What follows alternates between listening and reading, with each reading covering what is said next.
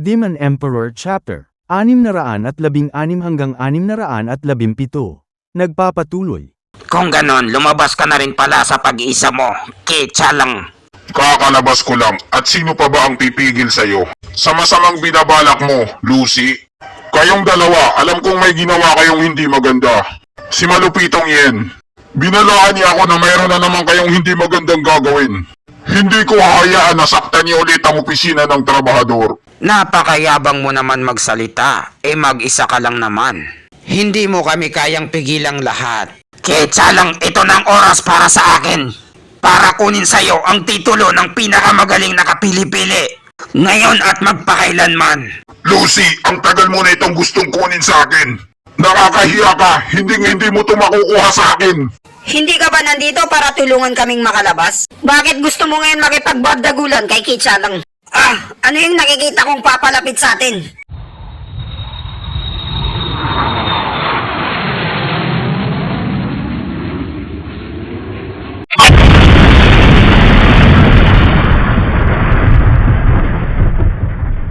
Ano? Isang walis tambo? Napakalakas naman yan. May isang tao na sinira ang harang ng 3 matandang hukluban. Ito pala ang lugar ng mga kapili-pili, ha? Pasensya na sa abala mga idol. Gusto ko lang sanang magtanong sa inyo. Tangina, ang angas ng pormahan mo, brad ah.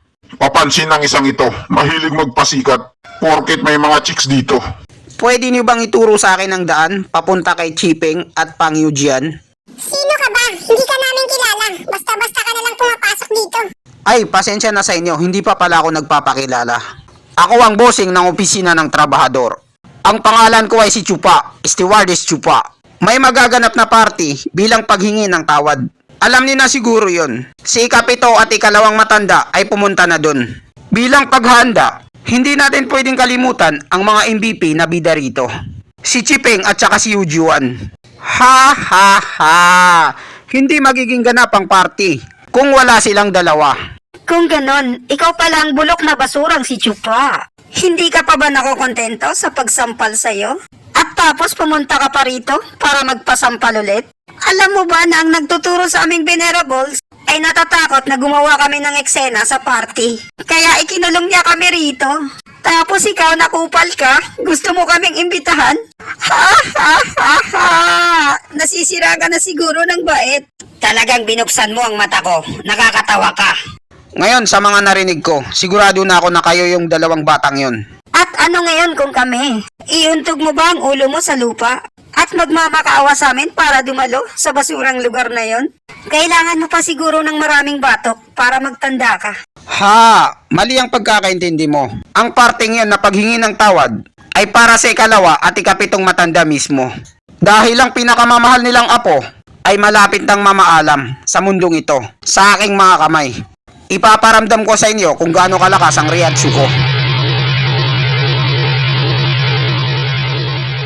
Papaanong nangyari? Isa lamang siyang baguhang Radiant Stage. Pero ang pinapakawalan niyang Reiatsu ay napakalakas. Sino ba talaga ang putangin ng kupal na to? Kayong dalawa ay gumawa ng eksena ilang araw nang nakakalipas sa opisina ng trabahador at pinalabas niyo pa sa social media na ang mga trabahador ang nanghamon sa inyo. So, ano ngayon? Hindi ba kayo ang hingi ng tawad sa amin? May tama ka, tinatanggap ko ang lahat at ang mga susunod na mangyayari ay hindi na mahalaga. Ha ha ha! Dahil pinalabas niyo na ang mga trabahador ay hindi kayo ginagalang, nandito ako ngayon at hindi ko kayo igagalang. Gagamitin ko ang batas ng sekto. Kapag ang isang mababang mag-aaral ay hamunin niya ang isang mataas na mag-aaral, wala siyang parusa sa gagawin niya. Kaya naman hinahamon ko kayo. Atakihin niyo ba ako ng sabay o isa-isa lang? Tangina, napakalakas ng siyakang lumalabas sa katawan niya. Chupa, alam namin na may batas na ganon. Pero dahil nasa labas tayo at wala sa paligsahan, pwede silang tumanggi sa panghamon mo sa kanila. At dahil pumasok ka rito sa lugar ng mga kapili-pili na walang paalam, trespassing ka. At nalabag mo ang batas ng sekto. At ikaw ngayon ang dapat sumagot sa nalabag mo. Tumigil na kayo sa kakatahol niyo at simulan na natin ang suntukan. Mas marami pa kayo kaysa sa akin, no? Huwag kayong mag-alala. Pananagutan ko ang lahat ng mga mangyayari. Dahil sa mga oras na to, kailangan lumabas ang katotohanan. Ang kapal naman ng mukha mo. Pumunta rito sa lugar ng mga kapili-pili at manghamon ng suntukan. Anong palagay mo sa amin, mga tambay? Ang tangang ito, siya nang naghukay ng kanyang libingan dahil hinamon niya ang lahat. At kapag nabalitaan to ng mga bobong trabahador, hinding-hindi na sila pupunta rito. Ha ha ha! Isang tirahan lang, 2 tinamaan. Sa wakas, naabutan ka na rin namin. Mga kuya, ang kupal na to, sinira niya yung harang sa lugar ng kapili-pili. Huhuliin na sana namin siya, kaso mabilis siyang nakatakas. Maraming salamat mga kuya sa pagpigil niyo sa kanya para hindi makatakas. Ang pagsira sa harang ng sekto. Ganun ba ang paghamon mo sa mga nakakatanda sa'yo? Kahit napatayin ka namin ngayon, hindi kami makakasuhan at hindi kami magagalaw ng pinuno ng sekto. Magaling kung ganun, subukan niyo kung kaya niyo kong patayin. Ha ha! Hindi lang naman ako, pero kaming lahat. Mga bata, hulihin niyo siya, patay man o buhay. Ah! Gusto niyo pala akong igangbang asa kayo. Tikman niyo ngayon ang lakas ko, Advance Conqueror Haki!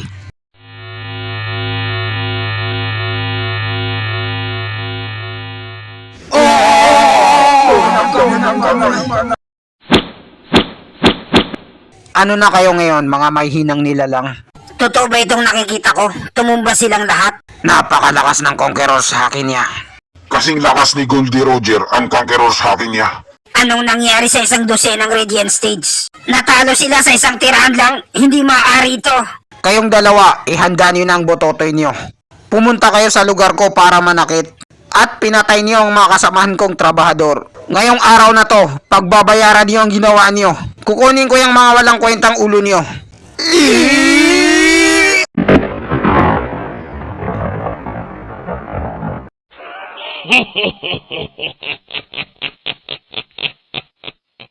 Napakadaming aura ang lumalabas sa katawan niya.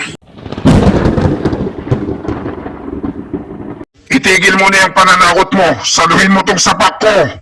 Hindi ko hayaan na saktan mo sila. Mga kapili-pili silang mag-aral na katulad ko. Sapak ng katotohanan. Advance Armament Haki, kamay ng kilin. Etong sayo kupal ka, walis tambo.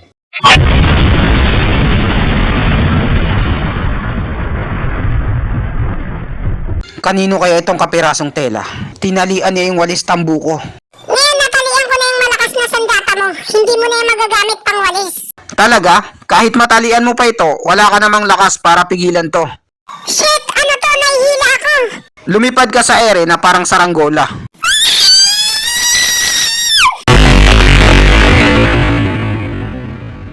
Haharang-harang kasi kayo sa akin, hindi naman kayo ang babanatan ko. Ang dami talagang mga pabida rito at papansin. Oh, kayo dyan na tatlo, nakapag-isip-isip na ba kayo kung anong gagawin nyo? Papaanong nangyaring napakalakas niya? Wala ni isa sa atin na kayang pumalag sa kanya. Tao pa ba siya?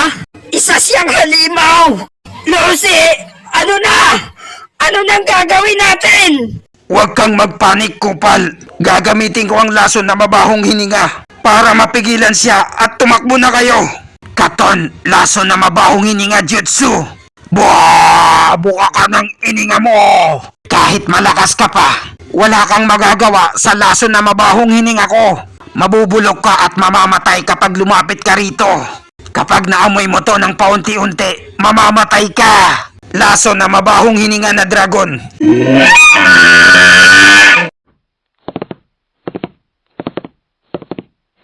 Eto na ba yung pinagmamalaki mong mabaho? Kulang pa to. Ano, naglalakad lang siya ng parang wala lang? Hindi man lang siya natinag. Boka ka! Sumibat ka na.